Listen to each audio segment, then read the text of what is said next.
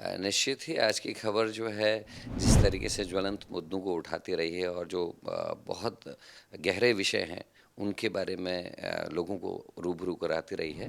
मेरी बहुत-बहुत अनंत शुभकामनाएँ हैं आपको कि राष्ट्रीय स्तर पे भी आप इसी तरीके से बेबाकी से अपनी बात को दिखाएँ और लोग आपके चैनल को खूब पसंद करें और सच्चाई लोगों तक जा सके। उत्तराखंड पीसीसी चीफ करण महरा इस वक्त हमारे साथ मौजूद हैं। इनसे बात करते हैं। सर, आज देश का बजट पेश होने वाला है, बजट सेशन चल रहा है। उत्तराखंड चूंकि पहाड़ी राज्य है और विकास की तमाम ज़रूरतें हैं वहाँ पे, क्या लग रहा है इस बजट से, क्या कुछ उम्मीदें हैं आप लोगों को?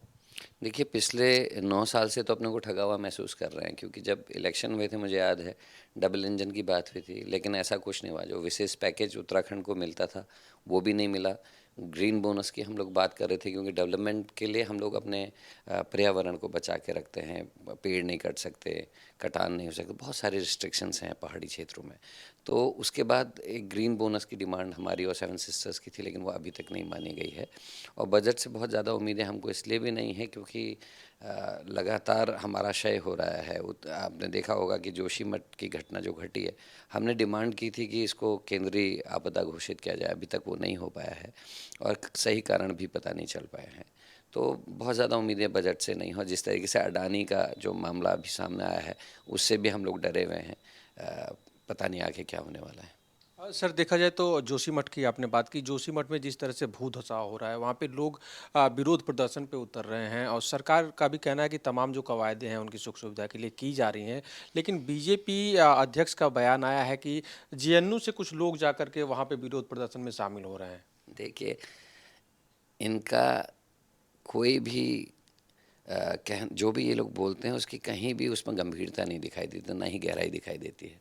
हर बात के लिए किसी दूसरे को दोषी ठहराना इनकी आदत सी हो गई। मैं कल देख रहा था उनका बयान भी, और उनके एक मंत्री हैं आदरणीय जोशी जी, उनका भी, कि इंदिरा जी की और राजीव जी की जो शहादत हुई है, वो शहादत नहीं है, वो एक्सीडेंट है। तो इस तरीके की जो लोग सोच रखते हैं, आखिर जेएनयू में पढ़ने वाला आदमी क्या देशद्रोही है क्या? स्टूडेंट्स हैं, और अगर लोगों की आवाम की बात को अगर कोई उठाता है, तो उसमें गलती कहाँ है? हम ये कह रहे हैं कि पूरी आवाम ये कहती है कि एनटीपीसी की टनल में जो 2021 में फ्लड आया था, उसके बाद जो पानी की निकासी निकली है कच्चे पहाड़ को और मिट्टी को काटते हुए जेपी के प्रोजेक्ट के नीचे से, लोग उसको मानते हैं कारण। लेकिन बिना जूलॉजिस्ट की रिपोर्ट आए हुए, बिना एक्सपर्ट्स की रिपोर्ट आए हुए, जिस तरीके से सरकार और सरकार के मंत्री और सम्मानित अध्यक्ष जी जिस तरीके से एनटीपीसी को क्लीन चिट दे रहे हैं बिना रिपोर्ट्स आए हुए, उससे लोगों को बड़ा आक्रोश है और चिंतित भी लोग हैं। क्योंकि रिपोर्ट्स आ जाएँ, उसके बाद आप बयान दीजिए। आप पहले ही कह दे रहे हैं, पब्लिक के बीच में एक साफ-साफ ये है, क्योंकि वो लोग वहीं के रहने वाले हैं और वो जानते हैं पहाड़ की भौगोलिक स्थिति, और वो जूलॉजिस्ट की जैसे हो जाते हैं जो पहाड़ में रहते हैं। उनका ये मानना है कि नीचे से टनल का जो भरा हुआ फ्लड था, वो बाहर निकला है तोड़ते हुए पहाड़ को, तो कहीं न कहीं अंदर उसने खोखला किया है, उसकी वजह से भूधसा हुआ है। लेकिन सरकार को रुकना चाहिए था, इंतज़ार करना चाहिए था एनटीपीसी को क्लीन चिट दिए बिना, लेकिन ऐसा कुछ नहीं हो रहा। और जो अध्यक्ष हैं वर्तमान, ये यहाँ के पूर्व विधायक हैं। जब रेहड़ी की घटना घटी थी, जिसमें टनल एनटीपीसी की टनल फ्लड आया था, कई लोग अंदर ही मर गए थे, तो उसके बाद से अभी ये 2 साल होने वाला है, ये फरवरी 7 तारीख को 2 साल हो जाएंगे। कोई कदम सरकार ने या उस समय के तात्कालिक विधायक जी ने नहीं उठाया। उसके अलावा 7 महीने पहले वहाँ के अस्पताल की बिल्डिंग में क्रैक्स आए, बिल्डिंग धंस रही थी, साथ में लगा हुआ वार्ड के मकान टूट रहे थे, लेकिन तो भी सरकार नहीं चेती। लोगों का आक्रोश 2 चीज़ को लेकर है। एक, कि बिना साइंटिफिक रिपोर्ट्स आए हुए आप क्यों क्लीन चिट दे रहे हैं? दूसरा, उनकी शिकायत इस बात को लेकर है कि सरकार के पास 2021 से आवेदन जा रहे हैं, लोग प्रतिवेदन दे रहे हैं, लेकिन सरकार ने कोई एक्शन लिया, इस बात को लेकर लोगों में नाराज़गी है। देखा जाए सर, तो पिछले दिनों मुगल गार्डन का, राष्ट्रपति भवन में एक मुगल गार्डन होता था, उसका नाम बदल दिया गया है। देश में तमाम ऐसी ऐतिहासिक जगह हैं जिनका नाम बदला जा रहा है। इन नाम बदलने के पीछे बीजेपी और सरकार की क्या सोच है? इसको आप कैसे देखते हैं? कांग्रेस इसको कैसे देखती है? देखिए, अगर कोई नई चीज़ बनाई जाए, डेवलपमेंट भी होगा और उसका नामकरण भी हो, अच्छा लगता है।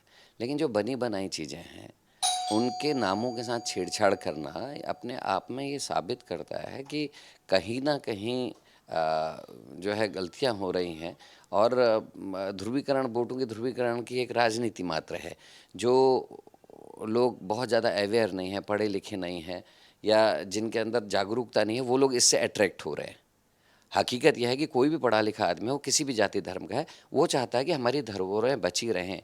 और हिस्ट्री है भारत की, वो हिस्ट्री के साथ छेड़छाड़ ना हो। और वो लोग चाहते हैं कि अगर हाँ स्टेडियम का नाम बदलना है, एक नया स्टेडियम क्रिएट कीजिए ना, बहुत सुंदर सा बड़ा स्टेडियम बनाइए, उसका नाम रखिए। कोई और अच्छा सा गार्डन बनाइए, उसका नाम कुछ अच्छा सा रख लीजिए, कितने अच्छा होगा, पूरा देश तरक्की करेगा, देश में माहौल अच्छा होगा। लेकिन ऐसा कुछ नहीं हो रहा, नया कुछ कर नहीं पा रहे, पुरानी सरकारों के द्वारा बनाई गई चीज़ों को बेचा जा रहा है, इकोनॉमी ख़त्म की जा रही है, केवल नाम बदलने की राजनीति है।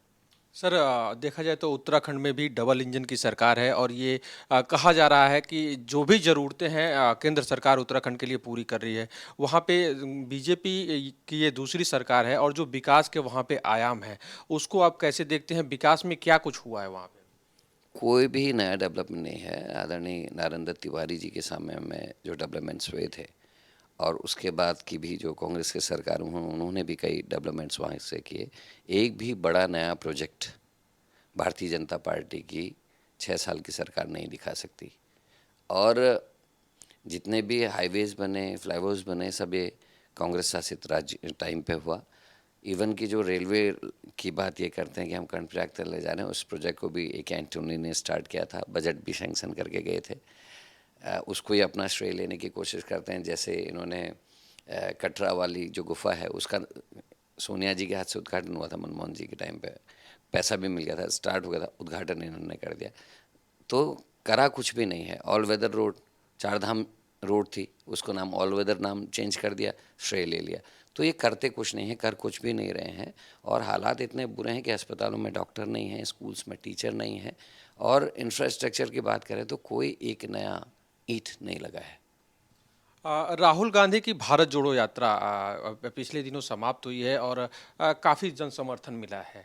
अब पार्टी की अगली कौन सी रणनीति होगी लोगों को पार्टी से जोड़ने के लिए? जो वोट बैंक फिसल रहा था कांग्रेस से, उसको पाने के लिए आगे क्या रणनीति होगी? देखिए, राहुल जी का ये कदम बहुत ही सराहनीय था। उन्होंने ये कहा कि क्योंकि मीडिया जो है, उसको पूरा का पूरा कॉरपोरेट्स ने हैंडल कर लिया है। जो अच्छे पत्रकार हैं, वो कुछ दिखाना भी चाहते हैं तो उनको नहीं दिखाने दिया जा रहा है।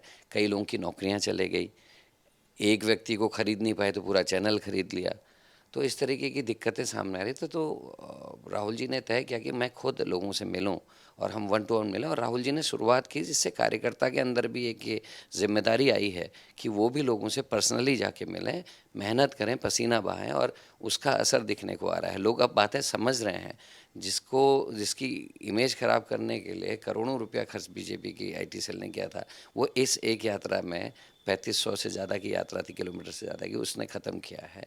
और अब हाथ से हाथ जोड़ो दूसरा फेज़ स्टार्ट हुआ है, जिसमें ये कहा गया है कि जो गांव के अंतिम छोर में रहने वाला व्यक्ति है, जिस तक मीडिया नहीं है, जिसके पास टीवी नहीं है, जिसके पास एंड्रॉयड फ़ोन नहीं है, तो उस तक ये चीज़ें नहीं जा पा रही हैं। और उसके पास समय भी नहीं है, क्योंकि दिन भर मेहनत करता है तो रात की रोटी खाता है, परिवार को पालता है।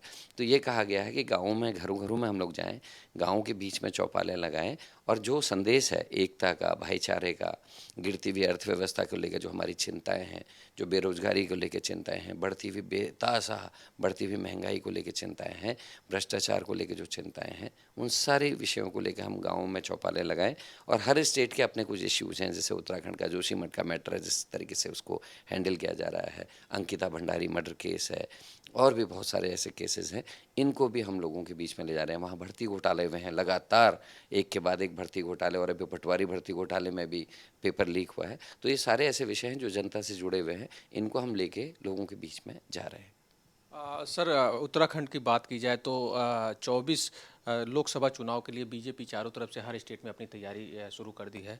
तो 24 को लेकर के कांग्रेस वहाँ पे अपने संगठन को किस हिसाब से मजबूत कर रही है और क्या कुछ उम्मीदें हैं 2024 को लेकर?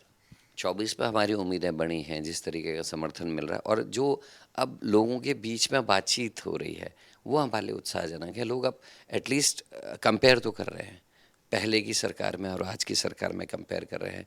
रोज़गार घट रहे हैं, उस बात पे अब चर्चा हो रही है। डॉलर मजबूत हो रहा है, रुपया घट रहा है, इस बात पे अब आम आदमी चर्चा करने लगा है। तो ये शुभ संकेत है, और कांग्रेस अपने कैडर पे काम कर रही है। हम ग्रास रूट वर्कर पे इस समय काम कर रहे हैं, और आप देख रहे होंगे कि लगातार हमारा कार्यकर्ता हर महीने किसी न किसी प्रोग्राम को लेके सड़कों में है, लोगों के बीच में है। तो अभी तो जो चल रहा है, इससे उत्साह हम लोगों का बढ़ा है, और हमको उम्मीद है 2024 में मोदी की गवर्नमेंट तो नहीं आएगी। बात करने के लिए बहुत बहुत धन्यवाद। Thank you. तो ये थे उत्तराखंड पीसीसी चीफ, जिनका कहना था कि भारत जोड़ो यात्रा सफल हुई है और हाथ जोड़ो यात्रा का आगाज हुआ है और इसमें काफ़ी लोग जुड़ रहे हैं। 2024 की बात की जाए तो उत्तराखंड में 2024 में कमल खिलने वाला नहीं है और पंजे को वहाँ पे सफलता मिलेगी। वीडियो जर्नलिस्ट हरिराम जी के साथ पंकज तिवारी, आज की खबर, दिल्ली।